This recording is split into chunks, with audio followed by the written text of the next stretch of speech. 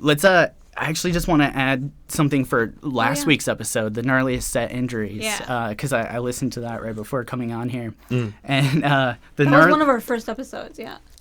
No, it's the third episode. The third episode. Yeah.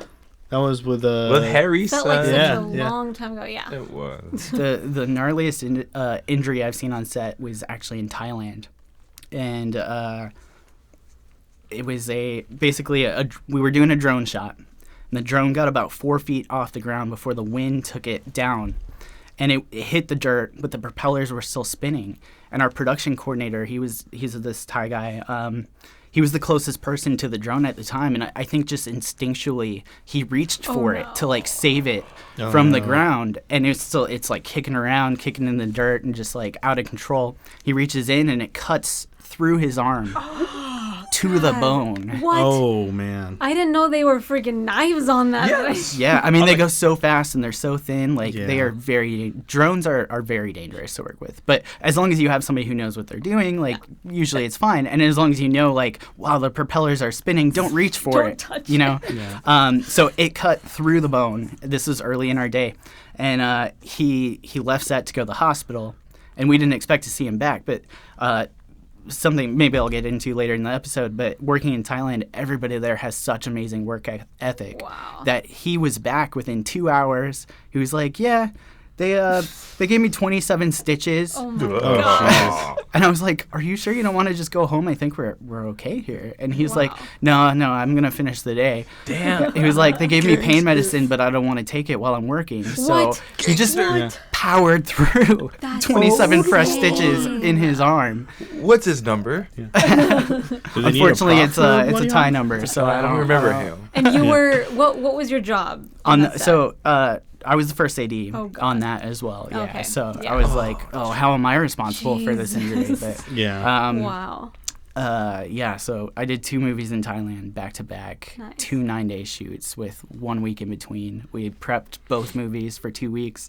We shot one in 9 days, took a week off to prep the next one. 2 weeks? And then shot the next one in 9 days. Wow. So I got a lot of crazy stories from Thailand as well. Those 2 features, back-to-back feature films in Thailand. Any times you had to step in and direct from an AD, you had to like step up like, oh shit, like the director's not doing it, so I have to go in and start blocking. I hear a lot of ADs like where stories where the director will like leave and go. Yep. They'll literally leave after cut, and then the AD's like, we're setting up the shot without you. That's happened a number of times over the 15 features that I've AD'd. Actually happened on both my movies in Thailand. I guess I'll just stick with Thailand for now Thailand. Since we're there. The first one we did was with the director. It was 2 separate directors for 1 director per movie we did out there. The first one was the director I had worked with before, and he is an interesting guy. He's like very scatterbrained, but he's a machine. He knows how to pump out these low budget movies. He's directed like 20 of them.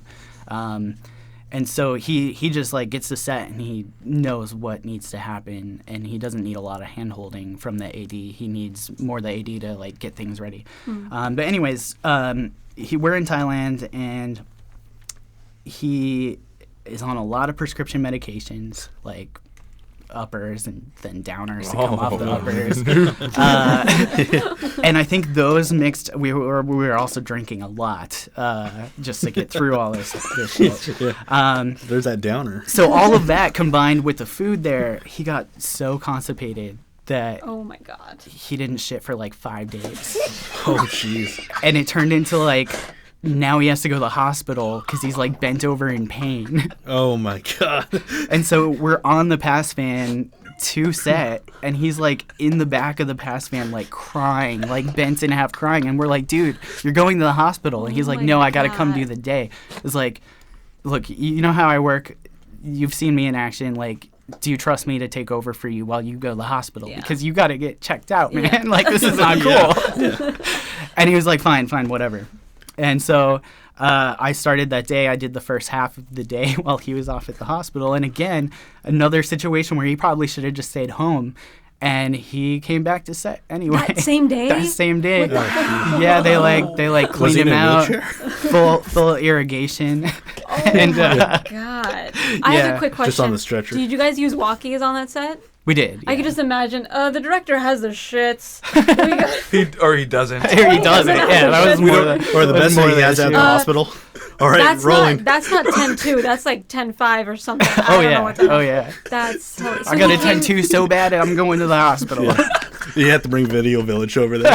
Oh my god. The sound guy's just hearing everything. Oh no.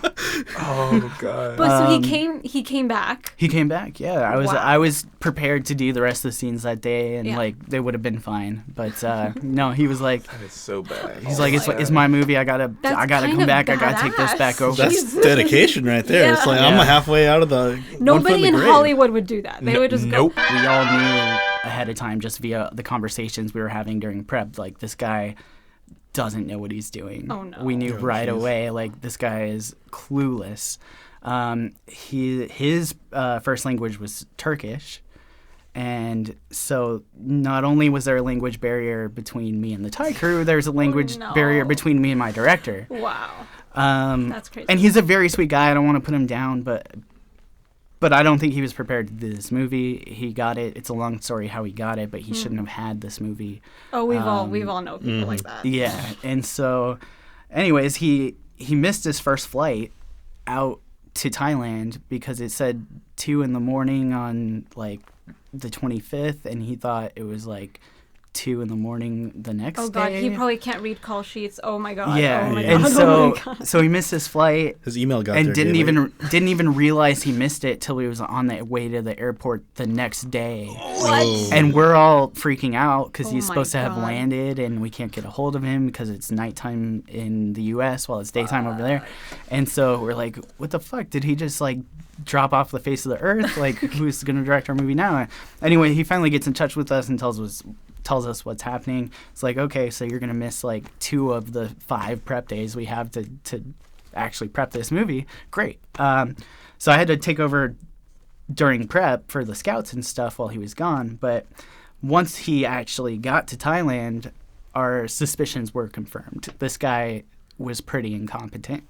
And it was, again, a very VFX heavy script, character, special effects makeup kind of heavy script.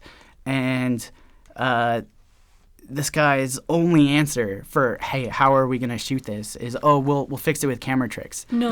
And it's like, I would love to hear about these like magical camera tricks you have. Yeah. Oh my god. Because, He like- wasn't communicating with you at all? Just camera tricks. That's how we'll do it. Camera tricks. Yeah.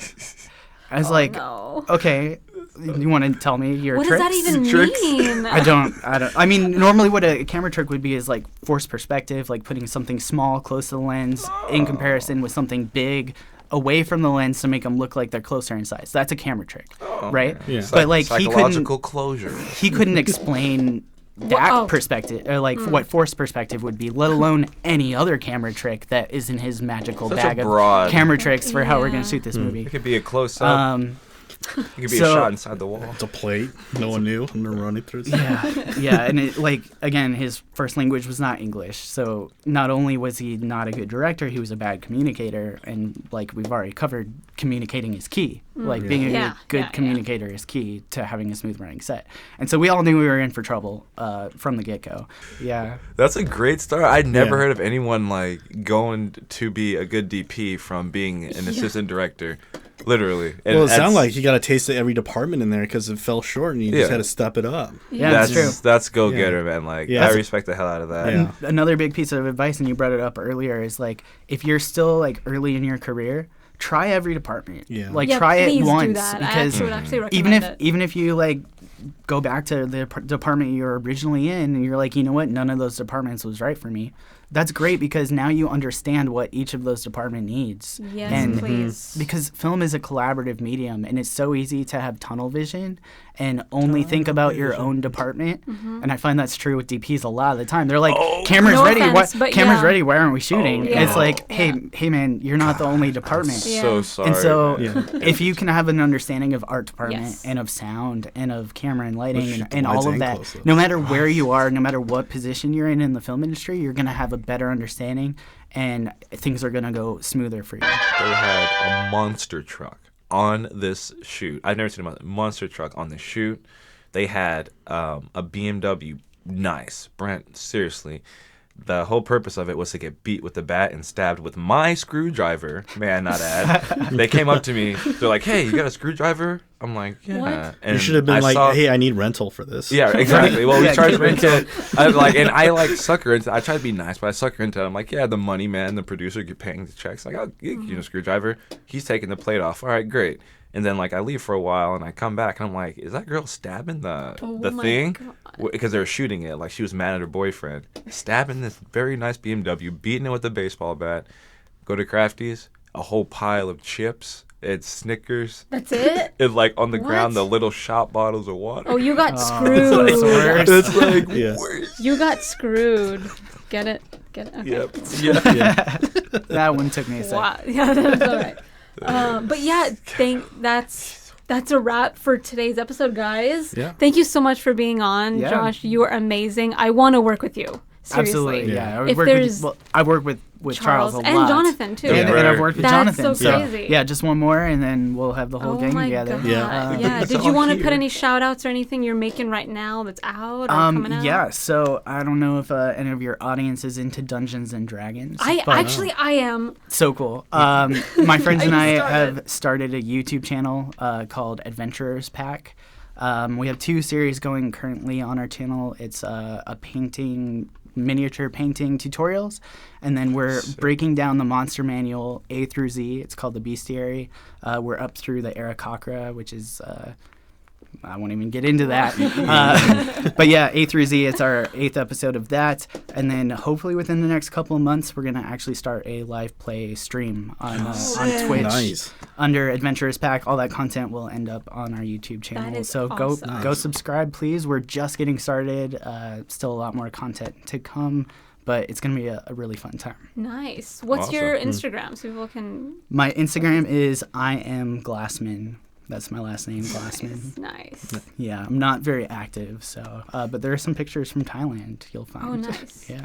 Nice. Nice. And I recommend hiring this guy. He's just Yeah, sounds please do. Yeah. Please do. Really? I love working with new people. Amazing. Yes.